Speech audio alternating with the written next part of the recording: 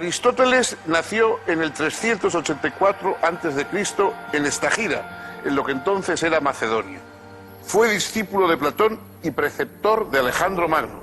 Entendió al hombre como un animal racional y político y creyó firmemente que solo lo individual, lo particular, es real.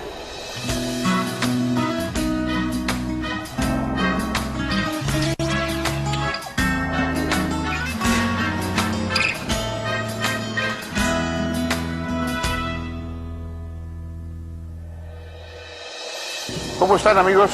Bienvenidos. Hoy vamos a hablar de la única figura de talla semejante a la de Platón que hay en la historia de la filosofía, Aristóteles.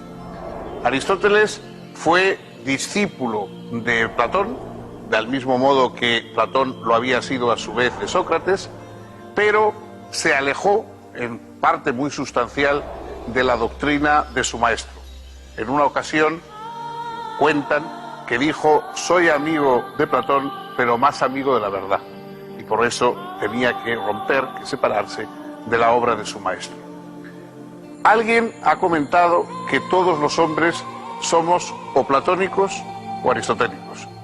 Platón es la doctrina de las ideas, es la búsqueda de un mundo en el que los universales eternos, inmortales, etcétera, se conservan y proyectan su influjo, digamos, conceptual sobre el mundo de la materia. En cambio, Aristóteles es un realista. Aristóteles no cree en otro mundo ideal, sino que cree que los conceptos, que las llamadas ideas, están realmente en nuestro mundo. Es decir, lo que existen son individuos, cosas, objetos, y a partir de esos individuos y objetos, buscando sus semejanzas, nuestra cabeza, nuestra mente es la que busca el concepto y la que crea el concepto. El concepto no está en otro lugar ideal, sino que está en nuestra capacidad de pensar sobre la diversidad del mundo. Vemos cosas diferentes, cosas distintas, y las agrupamos de acuerdo a clases en un concepto, pero ese concepto es una producción nuestra, es una proyección de nuestra capacidad intelectual. El hombre es un animal racional y político. Para Aristóteles, los dos rasgos son fundamentales. Nos distinguimos por la razón, porque somos capaces de pensar y de reflexionar sobre lo que hacemos, y sobre todo de asombrarnos, que es el comienzo de la filosofía. El principio de la filosofía es el asombro ante el mundo, el preguntarnos por qué. Y luego somos animales políticos, es decir, tenemos que vivir en la polis, tenemos que vivir en comunidad con los demás. No hay seres humanos que puedan vivir solos, porque todos tenemos lenguaje, somos seres simbólicos, y por lo tanto un ser que tiene un lenguaje que él no ha inventado necesita los otros seres para compartir ese mundo de símbolos con ellos.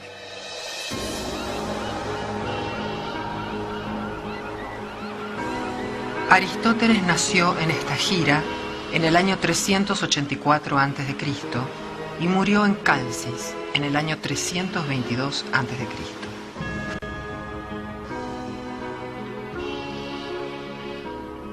Era hijo de un médico de la corte macedonia.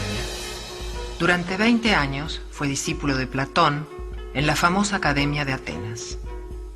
Mientras Platón vivió, fue fiel a sus enseñanzas. Luego desarrolló su propia filosofía en abierta disidencia respecto del platonismo.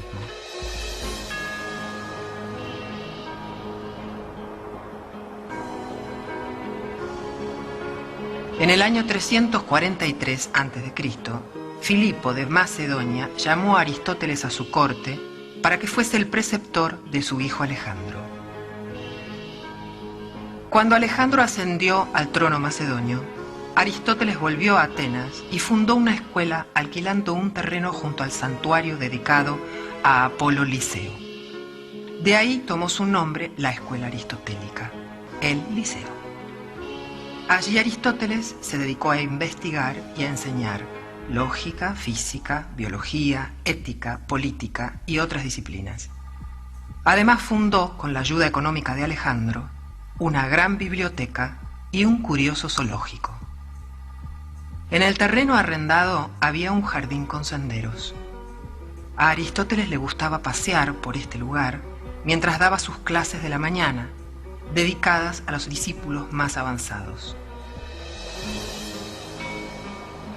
Como en griego paseo o lugar de paseo se dice peripatos, los asistentes a esas clases fueron llamados peripatéticos. Los apuntes correspondientes a las clases que impartía Aristóteles por la mañana son lo que se ha llamado escritos esotéricos y son los que conservamos. De los otros, llamados exotéricos, solo nos han llegado algunos pocos fragmentos.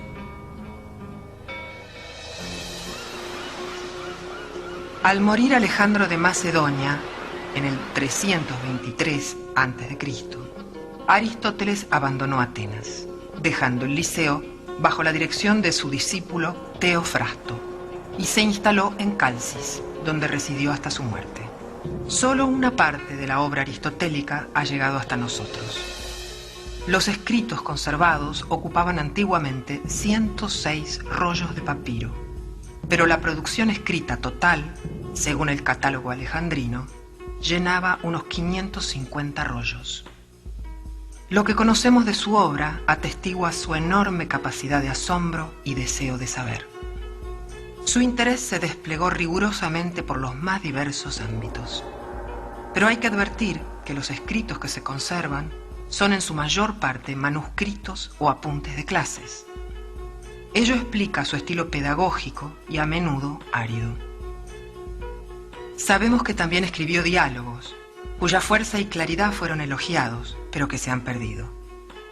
Según Cicerón, los diálogos aristotélicos hoy extraviados eran un río de oro, por su elocuencia y su lenguaje elegante y preciso. También compuso himnos y poemas, de los que solo se conservan fragmentos. Aristóteles acometió la primera sistematización o clasificación de las ciencias en la antigüedad. Dividió el pensar discursivo en 3 clases.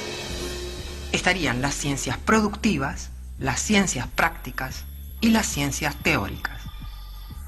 Las ciencias productivas apuntan a la producción de objetos bellos y útiles.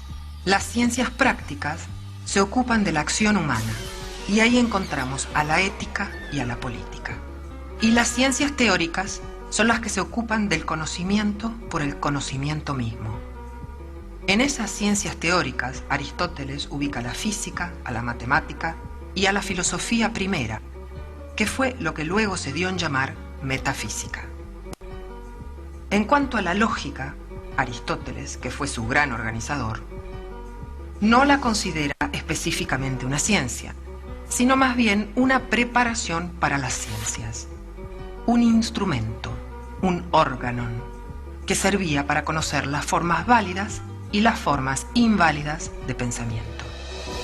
La filosofía aristotélica se opuso a la enseñanza platónica por entender que ésta, con su teoría de las ideas, duplicaba innecesariamente los entes, ya que explicaba los entes reales por otros ideales, y que además la noción de una participación de las cosas particulares en las ideas era poco satisfactoria. Para Aristóteles, las ideas son entidades ficticias. Solo existen los individuos. Los individuos son las sustancias que sostienen todos los atributos que predicamos de ellos. Y las ideas universales no son más que abstracciones que el entendimiento realiza a partir de los individuos.